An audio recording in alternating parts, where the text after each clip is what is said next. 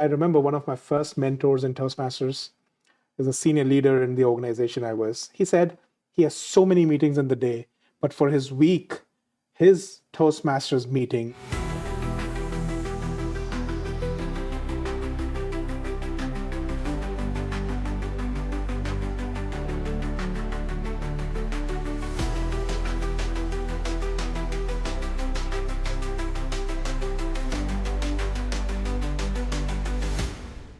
Welcome to D50 After Dark. I'm your host, Mickey Bennett. In today's episode, we will be having another conversation with past District Director Gaurav Shekhar, and today we're going to talk about what to look out for, what red flags might indicate that your club is headed for failure. It's going to be a great conversation. Stay tuned. Welcome back to the show, Gaurav.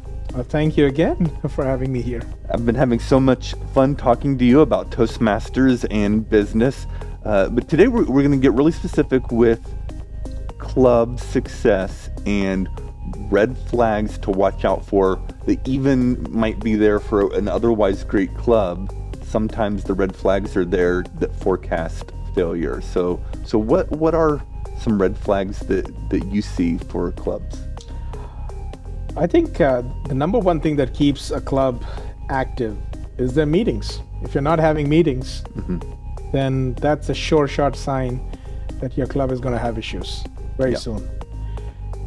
I've always talked about this. It's like punching somebody. Yeah. I've spoken about this at so many TLIs. Punching somebody? You punch people at TLI? I have not done that. I have not. And you know what? I don't want to know how it feels like because I'm sure it's not good. But, when you punch someone or get punched, you don't know before that happens how it feels. Maybe after you get punched, you realize your strength and you're like, oh, you know what? Yeah, I'm strong. Or you might feel otherwise. But there's a difference between the pre-punch and the post-punch. And that's knowledge of how that action feels. Okay. The same thing is with canceling club meetings. Okay. Because you exist as a club, you don't want to cancel meetings because canceling meetings is bad for the club. That's what you know. But then you canceled a meeting and you know what? Nothing happened. Nothing happened. The club roster stood the same way. Yeah. The offices were there. Your meeting space was there. It was okay. Yeah. And then you cancel another meeting after a few weeks. Okay. Or maybe the next week because not enough people showed up.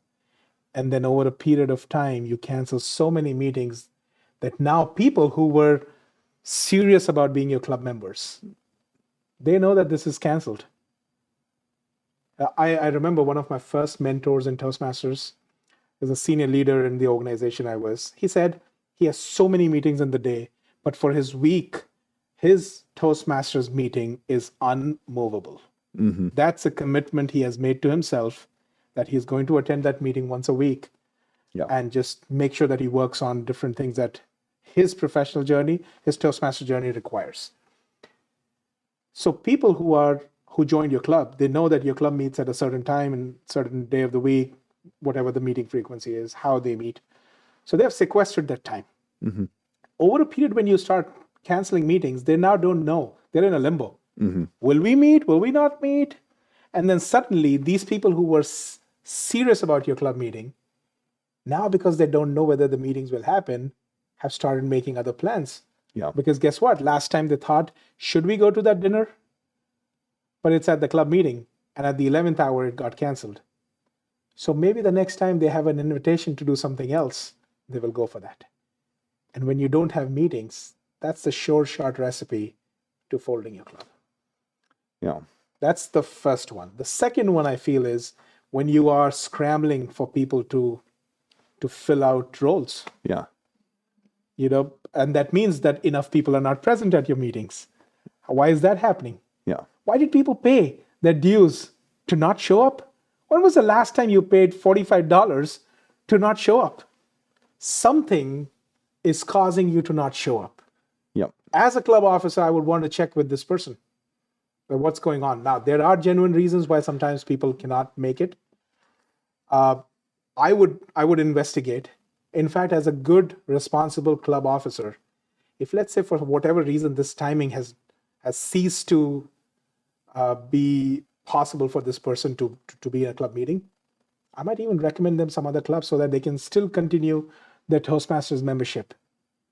Because if that doesn't happen over a period of time, and that's one payment cycle, one membership cycle, they'll be gone. Yeah. So absenteeism is directly related to us not having enough people to take up roles. The minute you have one person taking more than one roles, it's not a red flag, it's a crimson flag. Yeah. That tells you that something has to change in this club. Yep. Yep. Yeah, I've had club members who would renew their membership, but then they wouldn't attend the whole 6-month membership period. And it was no surprise when the next membership period came around and they didn't renew. Absolutely, because there's no refund on your membership, right? Right. You can't refund. So you just wait it out. And this is a big problem because on the club roster, what you're seeing is, or somebody who's your district leader might be looking at your club and they'll be like, oh, you've got your 20 members. But in your club meeting, not more than 40% of your members are coming.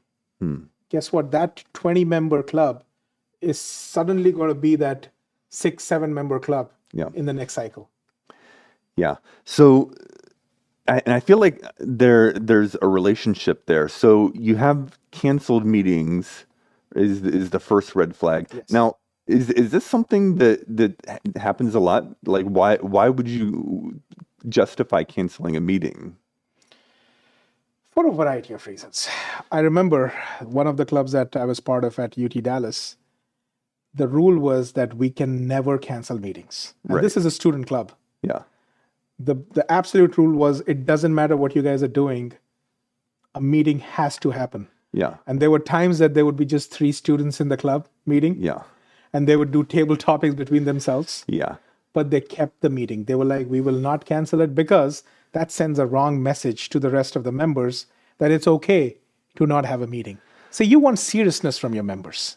So if you know in advance that there's going to be low attendance, or if you show up and other people didn't, and you just happen to have low attendance because people didn't show up, that's the time the club officers might be tempted to just say, okay, well, let's just not have the meeting.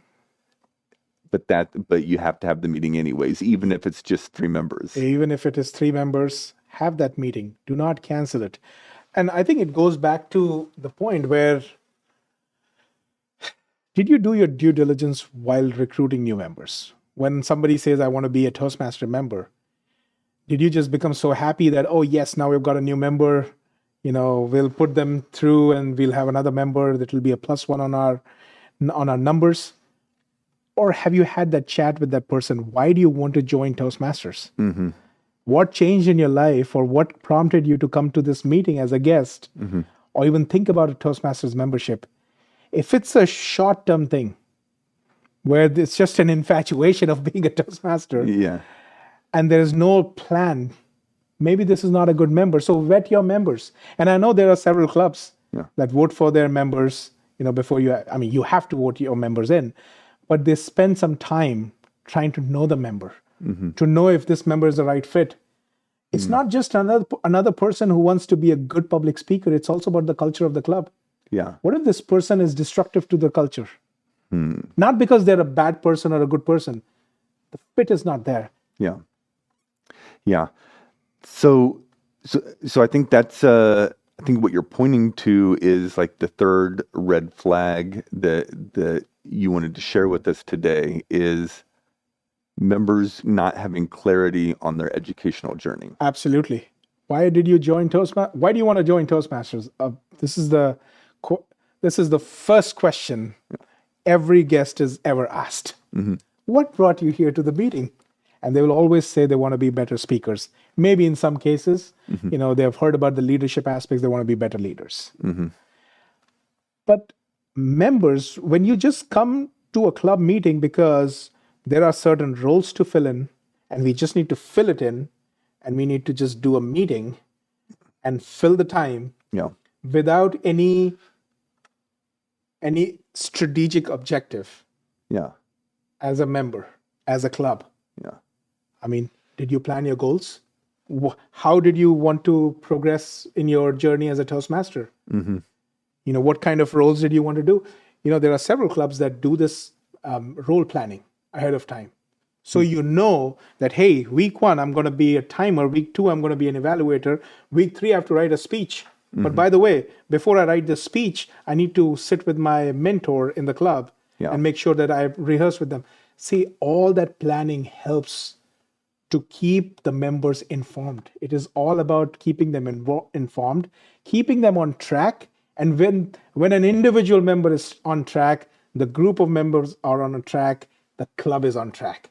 That's how it trickles. Toastmasters is a top-down organization. The member is at the top. The member is at the top. You take care of the member as a club, not as a district. The district's role is to support clubs. Yeah. The club's role is to support the members. Sure. When you support the members, automatically everything works out. Yeah. Yeah. So we have our 3 red flags: canceled meetings, trouble filling roles or absent members, and then third, members don't have clarity on their educational journey. So how do we, if we notice one or more of these red flags in our club, what do we do about it? I think with the first one, you kind of indicated something like, well, you just have everybody do a bunch of table topics, for example. So if your attendance is low, you're tempted to cancel a meeting, you just have a rule to never cancel it, and you do table topics. Are there other things you can do when you don't have enough people for a traditional meeting?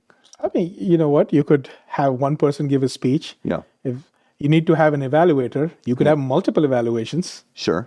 You could do a round robin of speeches. Yep. Who says that you only have to do table topics because it's 1 to 2 minutes? How about an impromptu speech on a certain topic? Okay. 5 to 7 minutes. Till the time you have an evaluator there to give you evaluation, that's good. Yeah. And that counts. Yeah. So I think there's a lot of different ideas, those being, I think, the most common ones to have a meeting even with a small number of people. And then when members are not showing up, what do you do? Well, I think the first thing you need to do is you need to have a rule about absenteeism. Okay. For example, here at UT Dallas, we do this with some of our student orgs. If there are regular meetings, ahead of time when the meetings are. Mm-hmm. There are only 2 meetings you can miss. Mm-hmm. Anything beyond that, you cannot stay as a member of that group. Yeah. I think some kind of discipline around that is important. But having said that, it's not a cookie cutter situation where every club can do the same thing. Mm-hmm. There are reasons. When you have that conversation, you get an insight into, is this a long-term problem? Is it a short-term problem? Is it better that they move to a different club? Yeah. See, we are an organization that is made out of clubs, but our clubs are not siloed entities. Mm-hmm. We're part of a larger organization. If somebody says, hey, I don't think so your club meeting will work for me anymore because my work situation has changed, and now I'm required to be at work while your club meets. Yeah. But you're not going to change the whole club timing because of that one person. Right. But can you still help them continue on their journey and maybe help them with a transfer? That's a responsible step. Yeah. But how would they know that is possible if nobody talks to them about it? Sure. I think your thought about having an attendance rule is interesting because I've seen, I'm also in Rotary, and many Rotary clubs have an attendance requirement there. Mm-hmm. But I imagine a lot of Toastmasters club presidents would cringe at the thought of having an attendance requirement, because then what? When a requirement without enforcement is a suggestion, and then if somebody's not attending, do you kick them out of the club? And that's one less club member. I think a lot of presidents be like, well, this guy comes once a month, and that's better than nothing. So So, that's I think it's an interesting strategy, but man, it's a tough bullet to bite. It is, and I'm not saying that everybody has to do it, but what I'm trying to say is figure out what works for your club. Yeah, Okay, this is just a recommendation. You know sure. what? It works in one setting for one group of people. Yeah, It may not. But what you have to think about is how a member's absence is affecting the rest of the club. sure. Because remember, members are not absent by themselves. Yeah, They're kind of, in a not so good way, encouraging somebody else to also miss out on meetings, that's true. right? I have seen with some of the clubs that I've been member of that they took the attendance very seriously. There wasn't a rule about, oh, you'll get kicked out. But anytime I had something else come up around the club meeting, Yeah, it was an easy decision that no, I cannot miss my meeting because my club takes it seriously. My club does something seriously. It's important to my club. Yeah. It is going to affect my club. That kind of thought has to come in your mind, and that has to become the culture of the club. Yeah. And that's how clubs will survive. yeah. I think the attendance requirement is one form of the strategy of making sure your members understand the importance and the impact that they have on the club and the other members when they don't attend. Exactly. Right? It's one form of it. And then I think the other solution, which is I think you also alluded to, ties in with the third red flag. When members don't have clarity on their educational journey, there's a value proposition for anything, including in Toastmasters. Yeah. And if we lose sight of the value proposition, then I think that's a big part of why people stop attending. Absolutely. Work your way backwards from the goals. Yeah. Do some goal setting. We all do goal setting in our organizations. Even if whether we are working or we are self-employed or we are doing something else, everybody in every setting has some kind of goal setting that they do. Do some goal settings. This is your club. This is what the VP of Education can really do, is take the ownership of the goal setting of the members. And they pick up, okay, what are the roles that they want to do? What are some of the pathways that they will choose? And somehow help with the scheduling in a way that, you have people regularly taking roles. Now, given the size of the club, it may not be possible for everybody to have a role every time. But even if you're sitting in the audience, that also is important because you learn so much from just listening to others. I have seen so many times people, when they don't have a role, don't show up. That doesn't help. Yeah. How about, there are, we talked about the social aspect of Toastmasters, before a meeting or after the meeting where that little, quote unquote, the calm and cool talk is happening, the post-toasties, what some of the clubs call it. Yeah. That's also a way for you to, to build that fellowship with your club members. How will somebody mentor you or be your mentee or be a support to you if they don't know you? Yeah. Do you know your club member? Now, I'm not saying that you have to go into their personal life and know everything about what's going on, but at a human-to-human level, at a club member-to-club member level, they need to know you. And by not being in a meeting where you're not speaking, I think that's a very selfish way of treating Toastmasters. Yeah. Because remember, we talked about giving somebody a feedback outside of the regular meeting. Nobody says that other than the evaluator, nobody can talk to the speaker. In fact, some clubs, they give written feedback, some notes to every speaker. Yep. You've missed out on that opportunity to give that feedback right there. Every person in the room counts. Yeah, and you take them out of a club meeting, it's not the same. It's not the same. Well, one more question about red flags. So what if there's red flags all over the place? Is there a time to give up on a club? It's a very tough decision to really give up on a club. Yeah, I know it's not something that any district leader ever wants to say yes to, but perhaps is there a time? It's a hard decision, but I think the question goes back to, is the club still relevant? Is it still relevant to its members? Yeah. When I talked about 3 people being in a meeting, if I have 9 weeks straight where 3 people are just juggling table topics amongst themselves, Yeah. that won't work out. Yeah. I think engaging the right leaders outside of your club is important. Yeah.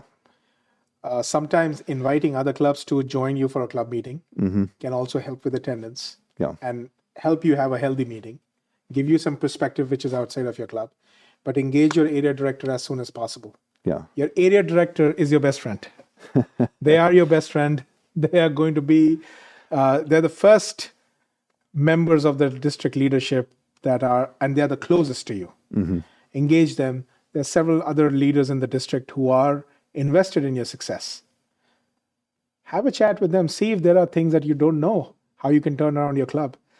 But I think after you've exhausted all the possible avenues, it is a consensus decision to decide that, okay, you know what, the club doesn't work anymore.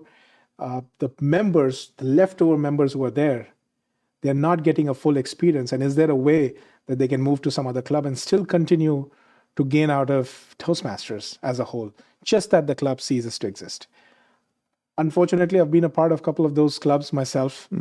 And one thing that happened was that, yes, there were a lot of members who stopped their Toastmaster journey in those months, but they picked up again at some other place.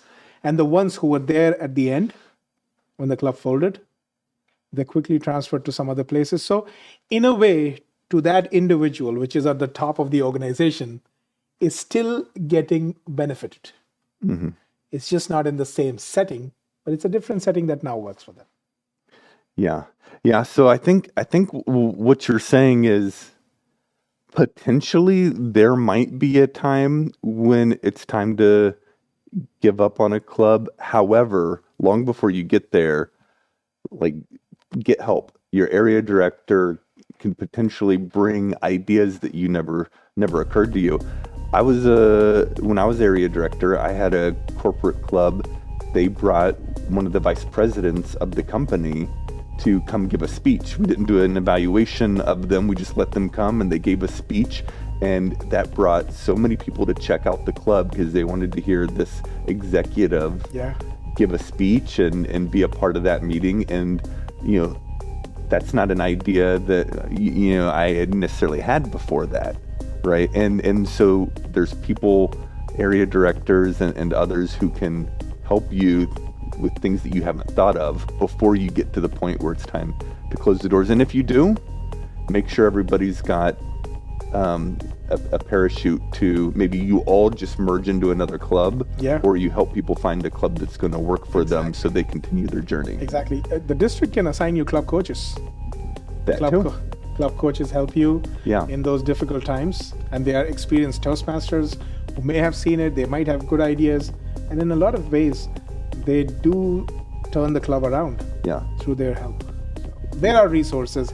Don't just give up without. Don't give up. Just before you exhaust all your resources, and then maybe make that decision. So no, don't give up. Get a club coach.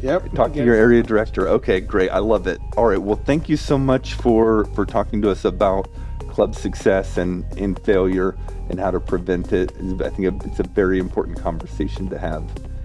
And we're going to have one more episode with Gaurav, and we're going to talk about book writing process. So if you are someone who is writing a book or have always wanted to write a book, maybe you'll get some good advice from Gaurav, who has successfully written at least one book already. So stay tuned for our next episode where we have one more conversation with Gaurav Shekhar.